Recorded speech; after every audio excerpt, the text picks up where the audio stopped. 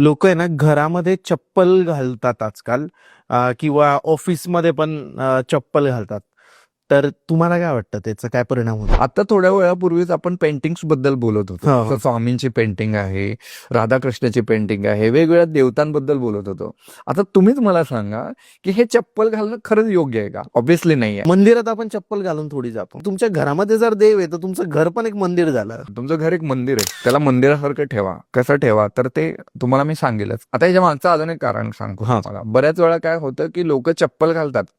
आपले जेवढे पण पूर्वज आहेत ना, अनवाणी पायाने मंदिराला जायचे. गाव मंदिर असेल किंवा गावाच्या बाहेर जेव्हा ग्रामदेवता असते, बऱ्याच लोकांची इष्टदेवता असते, जेव्हा तुम्ही अनवाणी पायाने चालता ना, तर तुमच्या बॉडीमधली जी एक्सेस एनर्जी आहे ना, त्याची ग्राउंडिंग होते. आणि आता मेडिकल सायन्स काय सांगतंय की बाबा तुम्ही अनवाणी पायाने चाला, जेणेकरून तुमची जी बॉडी ना ती न्यूट्रल होईल, त्याची एनर्जी ग्राउंडिंग होईल.